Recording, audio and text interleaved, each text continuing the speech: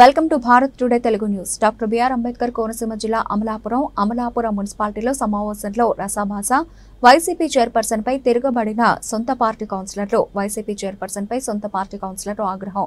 అవిశ్వాస తీర్మానం పెట్టడానికి సిద్ధమంటున్న వైసీపీ కౌన్సిలర్లు.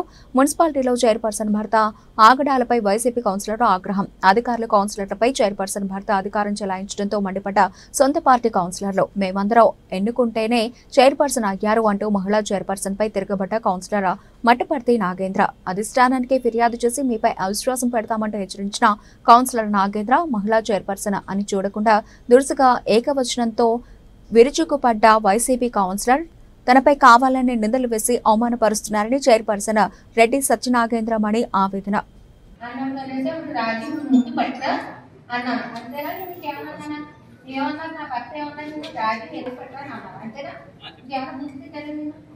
కొన్ని పొలం గురించి కానీ దేని గురించి ఏమైనా పెట్టారా కేవలం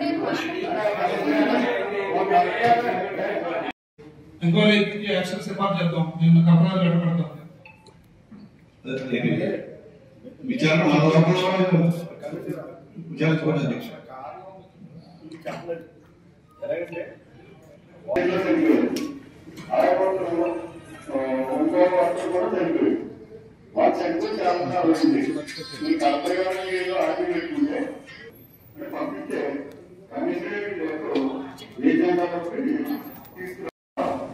ఉద్యోగం కలెక్టర్ గారు ఇచ్చినప్పుడు కమిషనర్ అది ఇంప్లిమెంట్ చేయించాలి కౌన్సిలర్ పెట్టి.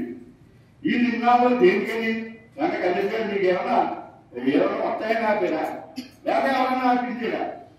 ఎందుకంటే ఏజెండా రానప్పుడు ఆపించారు. అలా చైర్పర్సన్ గారు కొత్త సంబంధం ఏంటి? మరి ఇక్కడ సేవనా కర్తలు ఏంటంటే మేము ఏమైనా పెద్ద హిమాలయానికి వెళ్ళి మేము తపస్సు చేసి వచ్చాము. ఈ రోజు మంత్రులు అయితే మా సేవనాలు చేస్తాయా? భయపెట్టడమా మమ్మల్ని బెదిరించడం? కౌన్సిలర్లో మాట్లాడే విషయం అది ప్రశ్నే. వీటి మమ్మల్ని భయపెడుతున్నారు మీరు. నేను ఇది అధిష్టానానికి తీసుకెళ్తాం. చిన్న విషయం కాదు ఇది. ఇష్టం వచ్చినట్టు చేయడానికి మీరు డైరెక్ట్ గా చైర్మన్ అవ్వలేదు. నేను కౌన్సిలర్ ఉన్నా ఎన్నుకుంటే మీరు చైర్మన్ అవ్వలేదు. మీరు సేవనాకారండి. ఒక అతను చనిపోతే తండ్రి ఏదో చనిపోతే అతను తండ్రి చనిపోతే భార్య ఇచ్చారంట. భార్య ఏదో చనిపోతే కొడుకు ఇచ్చారంట. కొడుకు ఇస్తే ఇంట్లో ఇంకొక తమ్ముడు ఖైదీ ఉన్నారంట. అంటే అందరూ సాయంత్రం ఇప్పించారంట. ఇస్తే ఆవిడేమో నా భర్తది నేను మిమ్మల్ని చూడడానంటే వాళ్ళు కోర్టుకి వెళ్ళారంట. నిమ్మకాయలు ఎవరంట సరే ఇప్పుడు చేయండి సార్ అయితే కోర్టుకి వెళ్ళారంట. అలాగే మేము ఇప్పుడు కలెక్టర్ దగ్గరికి వెళ్ళి వచ్చిందని కూడా ఆ విషయం నాకు తెలియదు నిజంగా. అసలు పోనీ 2 గంటల 2 వరకు ఆయన దగ్గర కూర్చున్నాడు. ఆ దగ్గర కూర్చుంటే కొన్ని అమ్మాయి ఇలా కలెక్టర్ గారి దగ్గర నుంచి వచ్చి పెట్టేస్తున్నారు, మీరు పెట్టేయండి, దీనివల్ల నాకు ఎప్పుడు చెప్పినా మీకు కాగలేదు.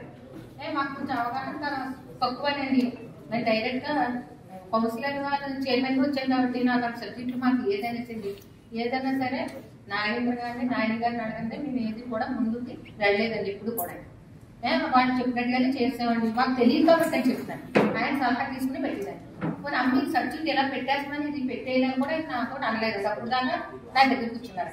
కూర్చుంటే ముందు రోజు సండే ఆదివారం వచ్చింది కదండి. ఏజెండా టైంకి వెళ్ళాలని నాకు ఒకటే టెన్షన్ పెట్టుకున్నారండి. పెట్టుకుని రాజు మధ్యాహ్నం కల్లా ఏజెండా రెడీ చేసేయాలన్నారు. మేడం అంటే ఇది అప్పుడు కమిషనర్ గారికి ఫోన్ చేసి కమిషనర్ గారిని అడిగాడు. ఇలా కలెక్టర్ నుంచి వచ్చి మాకు తెలియలేదు కదండి, ఇప్పుడు పెట్టేస్తున్నారు. ఇది ఫైల్ ఏంటో వాళ్ళు ఎవరైనా మాకు తెలియదండి. ఒకసారి ఫైల్ గురించి తెలుసుకుని పెడదామండి. అవసరం అయితే రేపు తీసుకొద్దాం లేదంటే నెక్స్ట్ మీటింగ్ లో పెడదాం. ఆ మాట కూడా ఎందుకు అనవలసి వచ్చిందంటే ఆయన అన్నారండి. మీటింగ్ ఏదో ప్రోగ్రామ్ గురించి మీటింగ్ పెట్టుకున్నాం. మేము అందరం పెట్టుకున్నప్పుడు అన్నారు నేను ఈసారి చూడ మీటింగ్ పెట్టాలండి. అంటే వద్దమ్మా సబ్జెక్టులు ఏం లేవు కదా పెట్టక్కర్లేదు. మనం నెక్స్ట్ టూర్ వెళ్ళే ముందు సబ్జెక్టులు అన్ని పెట్టుకుని మీటింగ్ పెట్టేసుకుని వెళ్దాం. ఇప్పుడు ఏం కొత్త అసలు ఏది పెట్టద్దు. అసలు మన ఆఫీస్లో ఏం జరిగే వాటికి సంబంధించినవి పెట్టుకున్నాం అని చెప్పారండి. అప్పుడు నేను అన్నట్టు రాజీని ఏ గొప్పగా మనం ఒక బూత్ మాట కానీ ఏమైనా భర్త అడిగితే అడగదు కూడా అప్పుడు చెప్పండి. నేను బూత్ పెట్టా ఏమన్నా రాజు టైం అయిపోతుంది, ఏజెండా తీసుకురమ్మా, తొందరగా రెడీ చేసి పట్టుకురమ్మా అని చెప్పారండి. 2 అయిపోయిందండి, మనం తీసుకురాలేదు. సర్లేదు రాజు ఏజెండా రెడీ చేసి ఉంచామని నేను భోజనంకి వెళ్ళాను. భోజనంకి వెళ్ళి మళ్ళీ వేరే పరిస్థితుల్లో ఏజెండా వెళ్ళాలని 3 అయినప్పుడు ఆఫీస్కి వచ్చేసాను. వచ్చినప్పుడు తను ఫోన్ చేసి ఏం చేసిన 4 ఏళ్ళ వరకు తను మా దగ్గరికి రాలేదు, ఫోన్ ఎత్తలేదు. ఎత్తకపోతే 4 వరకు చూసి ఒక గంటలో ఏజెంట్ వెళ్ళాలి కదండి, లేట్ అయిపోతుంది టైం, మళ్ళీ నేనేసి టైం 4 రోజులే ఉందనేసి నేను మా సీసీకి పంపాను. అడగదు సీసీ తీసాను సార్ పంపి ఇలా రాజు ఫోన్ ఎత్తట్లేదు, రావట్లేదు, ఏజెంట్ వెళ్ళలేదు, టైం అయిపోతుంది, నేను సంతకం పెట్టింటే మళ్ళీ అన్ని జిరాక్స్ అందరికి పంపాలి కదా అనేసి పిలిపించారు. పిలిపిస్తే రాజు ఏంటమ్మా ఎలా చేస్తున్నాము, అది మనం అవసరమైతే ఏ ఏజెండా పెట్టుకుందాం, ఒకసారి ఫైల్ ఏంటో తెలుసుకుని పెడదాం, మనం ఇలా జరిగింది కదా తెలియకుండా వాళ్ళు సైంటిస్ట్ అంటే వాళ్ళు భార్యలు ఉంటారు, మళ్ళీ వాళ్ళు చాలా గౌరవంగా ఉన్నాయి. ఉద్యోగస్తులు ఎవడో సొంతంగా ఉద్యోగం చేయట్లేదు, సామాన్య పిలిపించుకుంటాం.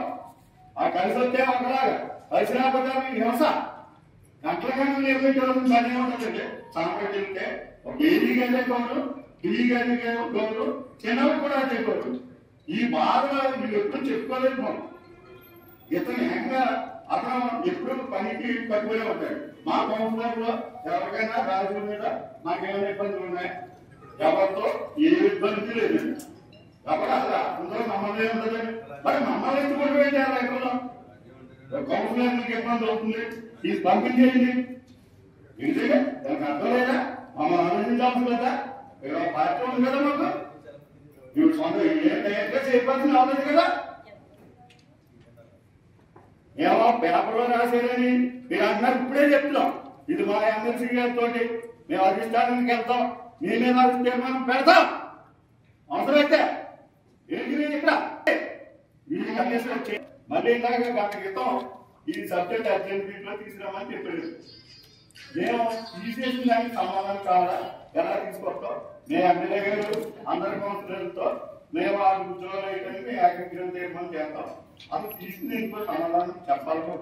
పెట్టద్దని కమిషన్ అంటే ఆయన ఏంటంటే ఇక్కడ బాబు అత్తరబాబు ఏంటి ఇక్కడ